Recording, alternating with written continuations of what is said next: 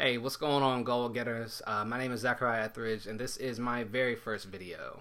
What I'm going to be talking about with this channel is how to identify and execute on the action steps that are going to get you to your goals. So let me rephrase that. This channel is dedicated to identifying your goals, honing in on the action steps that you need to take to complete those goals, to reach those goals and get what it is that you say you want. A little bit about me. My full name is Zachariah Etheridge. I'm a Southern boy. I come from a small town here in North Carolina, and I graduated from the University of North Carolina, Greensboro, back in 2015 of December. Currently, I am on disability leave. I had a knee surgery from an injury I got actually my freshman year in college, and I'm awaiting to be healed and not to go back to work, but I'm actually going to be starting law school on the 6th of August. So needless to say, I have a little bit of time on my hands, and this is a project I wanted to get started for myself for a little bit of time, and I just haven't quite gotten around to it and haven't organized myself, not following my own preaching, so to speak. However, after a nice conversation with my mother a couple minutes ago, I decided I have some information that I really like to get out there, and I think a lot of people could benefit from it, so here we go. Excuse me, we'll edit that out. The reason this channel is called Gold Getters is because gold is a valuable commodity. It's traded if you're into that. If you're not, you probably know it's valuable just by the fact that you see it everywhere in movies, TV shows, different things of that nature, but it's always held value. Your goals should be valuable just like gold, except they're not going to be as valuable to anybody else in this world but you. So if you proclaim to the world and to yourself that you have a goal that is worth accomplishing, then you should value yourself enough and your word and who you are enough to take the time to figure out how to execute on that goal. What I want to talk to you about today, just to kick this off, is interviewing skills. And this is going to be directed at any of you out there who are graduating from high school, community college, graduating from your undergraduate school, and entering the workforce. If you have not had to go through an interview before, this will be a great video for you. If you've interviewed before and you feel like there are some areas you can improve on, this video is going to be for you. But I simply want to talk to you about 3 things here, okay? Number 1 is presentation.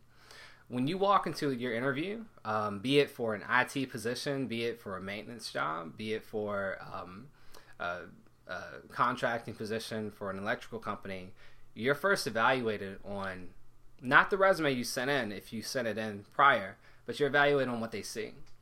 So when you walk in and you're locking eyes with the recruiter across the table and you're getting ready to sit down, or the manager, you want to make sure you look at them. And when I say look at them, I want you to look at them. You want to lock eyes with them, because you're in that interview for 15, 20 minutes, an hour maybe. And while you're going through that interview, there's no reason you should be doing a bunch of this, or looking at the ground. That's a small portion of your day that you need to be paying 100% attention to them. And the longer you look at somebody, the more of your attention they perceive having, and perceivably the more attention you're actually giving to that person.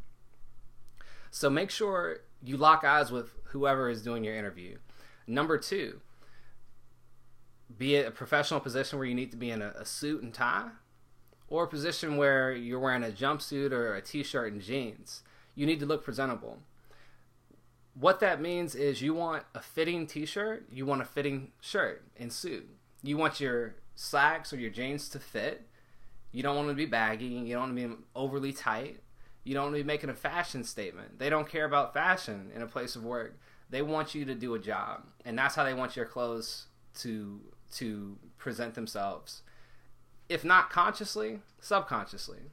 Nobody's consciously going to be judging you on your clothes by you making a fashion statement, but they will subconsciously say, oh, this person cares a little bit more about looking cool at the job than actually performing his or her job duties, right? So don't make a fashion statement. Get the job done with your clothes. Make sure they're clean. Make sure that you've ironed them. Make sure that you have a belt on. Make sure that belt is in tatters. And this is not a lot of money I'm asking you to spend. It's a little bit of attention to detail and a little bit of pride that you want to show through your clothes before you even utter a word. You want to make sure that the outfits you put together is not too distracting nor too fashionable. Now, once you've been on the job for a few months, let a little bit more of your personality out. However, when you're first getting into a position, you want to approach them as neutral as can be. And the only way you want them to be able to judge you is off of the work you do, the way you carry yourself, and how well you perform your duties. The third and final thing that you need to be able to secure a position based off of your presentation is how you speak to them and your confidence levels. If you go in there and you're speaking to your owner or the recruiter who is about to hire you or evaluate you for the next level of the interview, you want them to be confident that you can perform these job duties, and they won't be able to feel confidently about that if you're using a lot of ahs, if you're kind of speaking in hushed tones, kind of mumbling.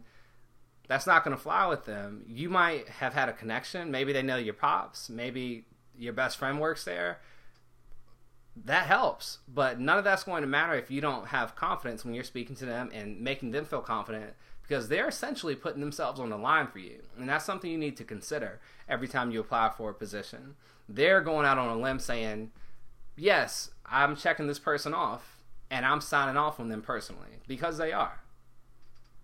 They don't want to hire somebody and then everybody else in the office or the workplace is looking at them crazy when you're 20 minutes late, or when you forget to send in an expense report, you forget to send in your timesheet, or you fill out some paperwork improperly over and over, and you're costing them money and costing them time.